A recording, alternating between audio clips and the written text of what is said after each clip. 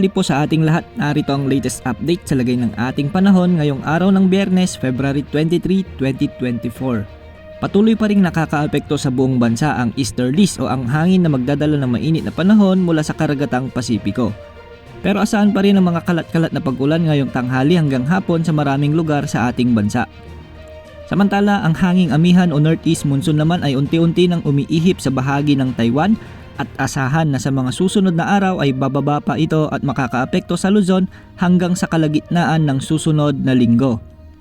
Samantala, base naman sa wind forecast ng mga global models, wala naman tayong nakikita o namomonitor na anumang sama ng panahon o bagyo na posibleng pumasok sa ating area of responsibility hanggang sa katapusan ng Pebrero. Ngayong araw dahil pa rin sa epekto ng easterlies ay asahan na sa Luzon na makakaranas ng maulap hanggang sa maulap na kalangitan sa silangang bahagi ng Luzon at may mga tsansa rin ng mga pulupulong pag-ulan sa bahagi ng Cagayan Valley, Aurora, Quezon Province at dito rin sa bahagi ng Bicol Region.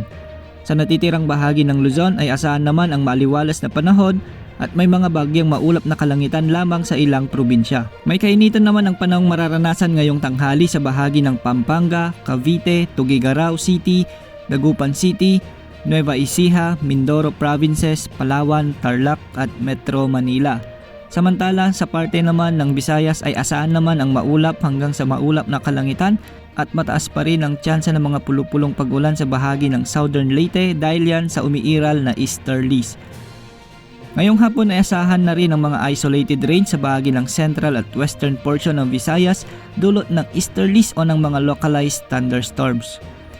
Posible ring makaranas ng mahigit 38 degrees Celsius na heat index ang ilang mga lugar dito sa Visayas ngayong tanghali hanggang mamayang alas 3 ng hapon, kabilang ang Catarman, Giwan Eastern Samar, Iloilo at Rojas City. Sa ating mga kababayan naman sa bahagi ng Mindanao ay patuloy pa ring makararanas ng maulang panahon lalo na sa bahagi ng Caraga, Davao Region at Northern Mindanao dahil pa rin sa easterlies.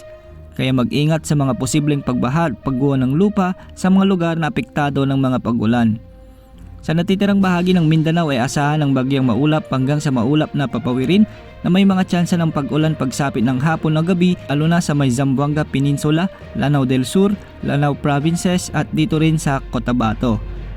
Mag-ingat naman sa epekto ng mainit na panahon o ang heat index na posibleng magdulot ng mga hindi inaasahang sakit tulad ng dehydration, heat stroke, cramps at heat exhaustion. Sa kasalukuyan ay wala ring nakataas na gale warning sa alinmang karagatang sakop ng ating bansa kaya malayang makakapaglayag ang mga kababayan nating mangingisda sa mga baybayin. Maging handa sa lahat ng oras dahil minuto ay nagbabago ang panahon. Ito po ang weather update ng bayan. Maasahan anumang panahon.